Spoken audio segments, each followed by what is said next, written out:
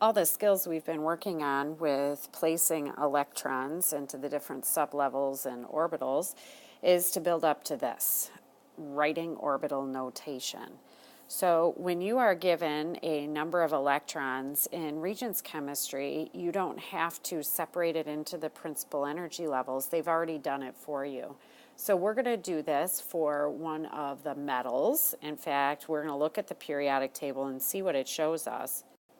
Underneath each of the elements, you're going to see a series of numbers, which are the electron configuration. And based on that, we're going to figure out the the orbital notation of that element.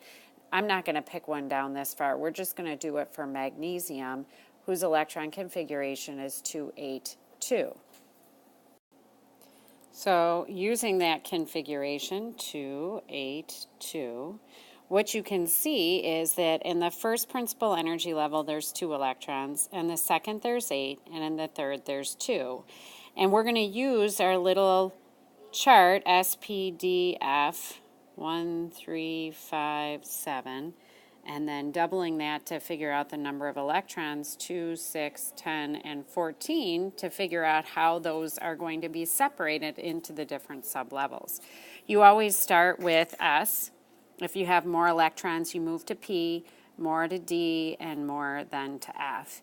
Each of these numbers represents how many orbitals the sublevel has, and we're going to represent those with a horizontal line. So in the first principal energy level, we have 2 electrons. So first principal energy level, we start with the S sublevel, and it has 1 orbital or 1 horizontal line. It can hold up to 2 electrons, and they will spin in opposite directions. We're going to represent the electrons with arrows, and one's going to go up and one's going to go down. We've actually now placed both the electrons from the first principal energy level, so we're done with that. And we will move on to the second principal energy level, again starting with S, which has 1 orbital, just using these things from our cheat sheet kind of, and then it can hold 2 electrons. We still have more electrons to place. We have a total of 8. So we need to move on to the P sublevel, which has 3 orbitals. So we're still in the second principal energy level, P sublevel, 3 orbitals. These fill in following something we call the bus seat rules. So when there's more than 1 orbital, you fill them in one at a time before you go back and put them next to another electron. Now we have placed in the second principal energy level of 2, 4, 6, 8 electrons. So we're done with the second principal energy level, and we're going to move to the third.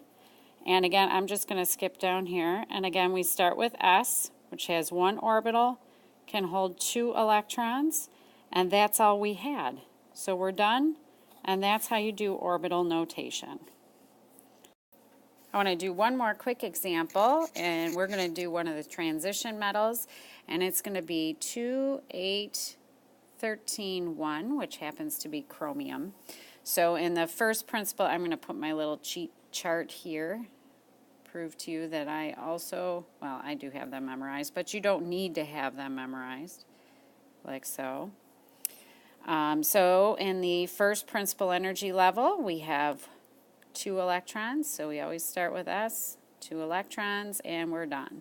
Second principal energy level, start with S, 2 electrons. Still need to place 6 more electrons, so we're going to use P, and referencing our little cheat chart here, it has 3 orbitals, and we fill those in. That's 4, 5, 6, 7, 8, and we're done.